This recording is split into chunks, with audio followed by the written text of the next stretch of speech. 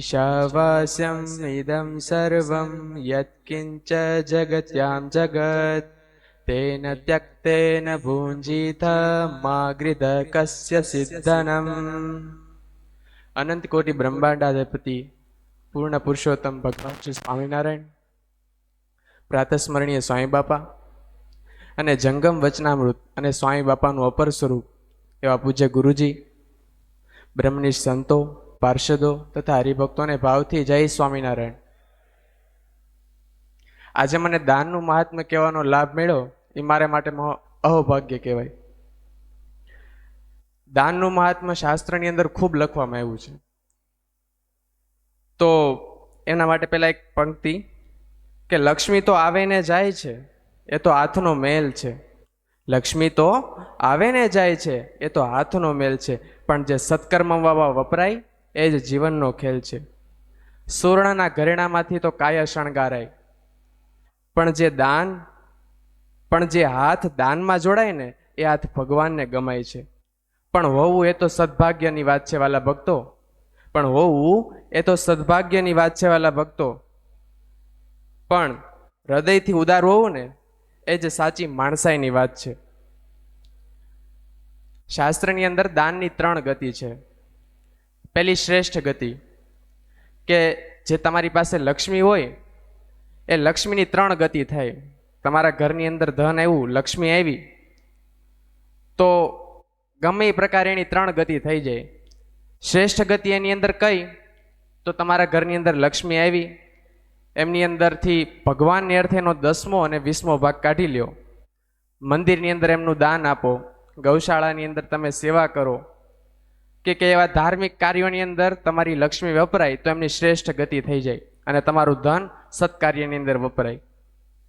બીજી ગતિ છે મધ્યમ ગતિ, જે તમારા સંસાર વ્યવહારની અંદર કે ભોગવિલાસની અંદર એ લક્ષ્મી વપરાતી હોય તો એ લક્ષ્મીની મધ્યમ ગતિ થાય અને એને શાસ્ત્રની અંદર બંધિયાર પાણી જેવું કહેવામાં આવ્યું। જેમ બંધિયાર પાણી હોય એકને એક જગ્યાએ રહેવાથી કેવું થઈ જાય?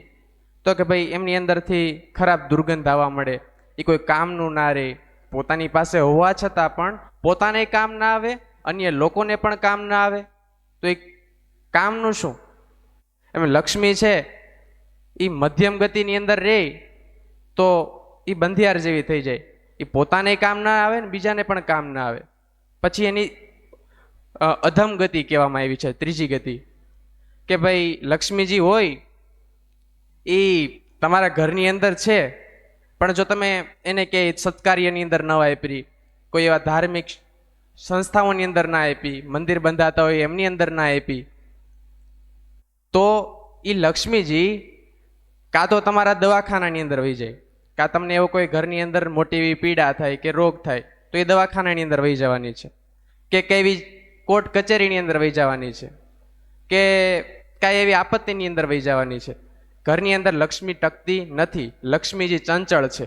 શાસ્ત્રનો મત છે, શાસ્ત્રની અંદર કીધેલું છે કે ભાઈ લક્ષ્મી આ 3 રીતે તમારા ઘરની અંદર ટકે। જો સત્કાર્યની અંદર વાપરી દો તો એમની શ્રેષ્ઠ ગતિ થાય, જો એમને ના વાપરો, ઘર પરિવારની અંદર વાપરો તો એની મધ્યમ, અને કાંઈ ના કરો તો અંતે ઘરેથી નીકળી જવાની છે। માટે શ્રેષ્ઠ ગતિ લક્ષ્મીજીની થાય એવું આપણે કરવું। અને સ્વામિનારાયણ ભગવાને પણ શિક્ષાપત્રીની અંદર આજ્ઞા કરી છે કે ભાઈ અમારા ભક્તોએ આવેલી લક્ષ્મીનો 10 અને 20મો ભાગ કાઢવો। કોઈની યથાશક્તિ હોય તો 10મો ભાગ કાઢવો, એમનાથી એની એટલી બધી શક્તિ ના હોય તો એમને 20મો ભાગ કાઢવો, પણ લક્ષ્મીની શુદ્ધિ કરવી। જેમ તમે કોઈ બહાર ખાણી પીણી ખાઓ તો એમની અંદર તમે શુદ્ધતા જુઓ ને, એમ જો શુદ્ધતા હોય તો એ તમારા શરીરની અંદર ગણ કરે કે તમને ફાયદારૂપ થાય। એમ લક્ષ્મીજી છે એમની શુદ્ધતા હોય તો તમારા જીવનની અંદર તમને સુખ આવે, શાંતિ આવે, ઘરની અંદર પવિત્રતા જળવાઈ રહે અને બધાના વિચારો પણ સારા રહે। એટલે આપણે પંચલી ગુરુકુળને આંગણે સુંદર મજાનું ભવ્ય મંદિરનું નિર્માણ થઈ રહ્યું છે। ગુરુ મહારાજ જે આજ્ઞા કરી કે ભાઈ આપણે સુંદર મકરાણા માર્બલનું સરસ મજાનું મંદિર બનાવવાનું છે, તો એમની અંદર તમારી લક્ષ્મી વપરાય તો તમારા લક્ષ્મીજીની શ્રેષ્ઠ ગતિ થાય। પછી એક મહાભારતની અંદર એક પ્રસંગ આવે છે કે મહાભારતનું યુદ્ધ પૂરું થયું ને એટલે યુધિષ્ઠિર મહારાજે કરોડો સોના મોહર વાપરી અને એક મોટો યજ્ઞ કરાવ્યો. યજ્ઞ કરાવીને લાખો બ્રાહ્મણો ભક્તોને બધાને બોલાવી અને સીધા સામાન આપીને બધાને ખુશ કર્યા, રાજી કર્યા. ત્યાં એક અચાનક નોળિયો આવે છે અને નોળિયાઓ એવો અચાનક અદ્ભુત હોય છે કે એમનું શરીર અડધું સોનાનું હોય છે અને અડધું એમનું જે નોર્મલ શરીર હોય એવું હોય છે. એટલે યુધિષ્ઠિર મહારાજને થયું કે આવું વિચિત્ર શરીર આમનું કેમ? એટલે નોળિયાને પૂછ્યું, ભાઈ તું આવો કેમ થઈ ગયો? ત્યારે નોળિયાએ કીધું કે ભાઈ હું એક ઘરની અંદર ઘરે ગયો તો અને એ બ્રાહ્મણ હતા, તો એ બ્રાહ્મણની ઘરે કોઈ ભિક્ષુક માગવા આવ્યો અને એ સમયની અંદર દુષ્કાળ પડેલો, તો દુષ્કાળની અંદર ક્યાંય પણ અન્ન મળતું નહોતું. એટલે ભિક્ષુકે એ ગરીબ બ્રાહ્મણની ઘરે જઈને અન્નની માંગણી કરી. તો એ બ્રાહ્મણની ત્યાં એ 3 દિવસથી એમનો પરિવાર ભૂખ્યો હતો. 3 દિવસ પછી એ બ્રાહ્મણને ત્યાં જારનો ખાલી લોટ મળેલો, જુવારનો લોટ, અને એ લોટનું ગોળા કરીને રાખેલા. આ જે ગરીબ હતા, જે માગવા આવ્યો હતો ભિક્ષુક, એમની અતિથિ ધર્મ બજાવવા માટે એ જે ગરીબ બ્રાહ્મણ હતો એમણે ભિક્ષુકને આપી દીધું. તો ભિક્ષુક પણ ખૂબ ભૂખ્યો હશે એટલે કે વધારે હોય તો આપો, તો પોતાના ભાગનું બ્રાહ્મણે તો આપી દીધું હતું, પછી પોતાના પત્નીના ભાગનું આપી દીધું. પોતાની ઘરે સંતાન હતો, પુત્ર, તો એમના પુત્રના ભાગનું પણ આપી દીધું.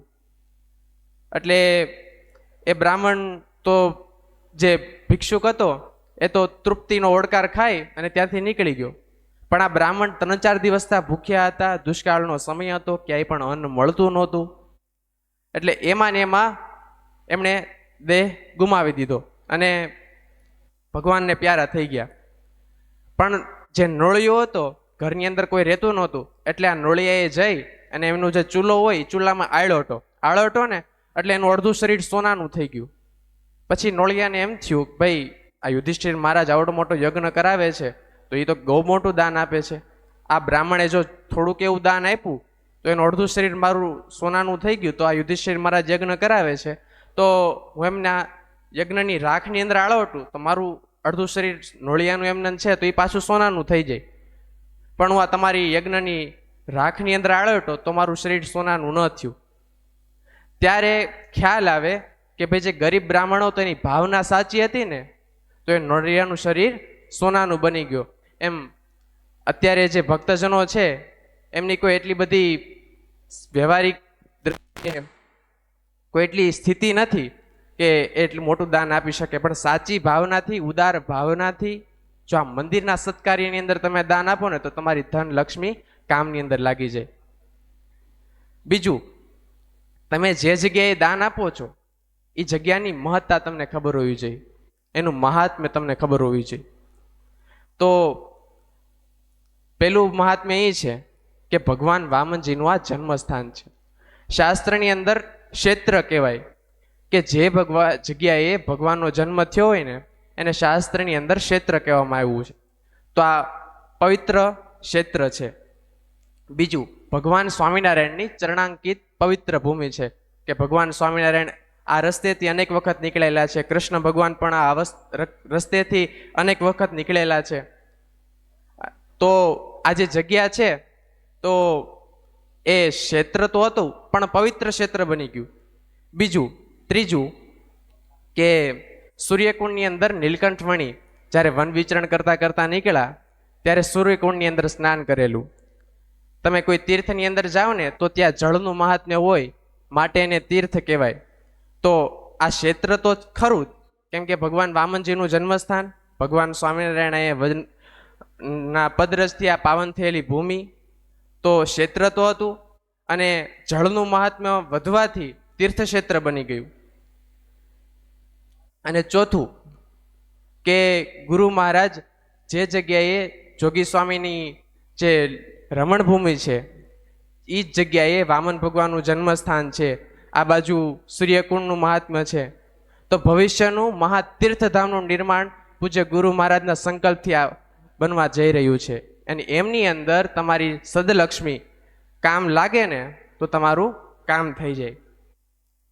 અને પ્રકૃતિ પણ આપણને શીખવે છે કે નદી ગદી પોતાનું પાણી પીતી નથી, નદી ક્યારેય પોતાનું પાણી પીવે નહીં. વૃક્ષો કદી પોતાના ફળ નથી ખાતા, વૃક્ષો ક્યારેય પોતાના ફળ ન ખાય. વાદળો પોતાના માટે નથી વરસતા, અને એ તો પરમાર્થ માટે સર્જાય છે.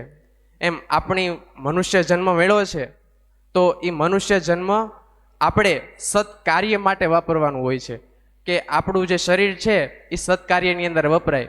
આ ગ્રહસ્થ ધર્મ છે કે ગ્રહસ્થાશ્રમ છે એ પરમાર્થને માર્ગે આગળ વધવા માટે જ હોય છે. કેમ કે તમે સાધુ જેવું જીવન ના જીવી શકતા હોય, માટે શાસ્ત્રની આજ્ઞા છે કે મોટા મહર્ષિઓએ કીધું કે ભાઈ તમે ગ્રહસ્થાશ્રમ સ્વીકારી અને એમની અંદર ભગવત ભક્તિ અને ભજન કરી અને અંતે ભગવાનના ધામને પામો. તો ગ્રહસ્થાશ્રમમાં રહીને પણ તમે આવા મોટા મંદિરના નિર્માણ થતા હોય તો એમની અંદર સહયોગી થાવ, તો આમાંથી કોઈ દર્શન કરશે, કોઈ અહીંયા આવશે, તો એમનું ફળ અને એમનું પુણ્ય તમને મળશે, અને એનું તો કલ્યાણ થશે, પણ એ તમારા માધ્યમથી થશે, તો એ તમારા માટે મોટા ભાગ્યની વાત છે. અંતે એક પંક્તિ બોલી અને મારા પ્રવચનને વિરામ આપીશ. ધન લક્ષ્મી આવશે ને જશે, પણ કરેલું દાન અમર થઈ જશે. ધન લક્ષ્મી આવશે ને જશે, પણ કરેલું દાન અમર થઈ જશે. આ જગતના ચોપડે નામ ન હોય, પણ હરિના ચોપડે હિસાબ થઈ જશે. આ જગતના ચોપડે જાણે નામ ન હોય, પણ હરિના ચોપડે હિસાબ થઈ જશે. મંદિરના કળશમાં ચમકશે તમારો ત્યાગ, જ્યારે ભક્તોના શીશ ત્યાં નમી જશે. મંદિરના કળશમાં ચમકશે તમારો ત્યાગ, જ્યારે ભક્તોના શીશ ત્યાં નમી જશે. આપી દો ખુલ્લા હાથે હે વાલા ભક્તો, આ પરમાર્થ જ ભવસાગર તારી જશે. સહજાનંદ સ્વામી મહારાજની જય.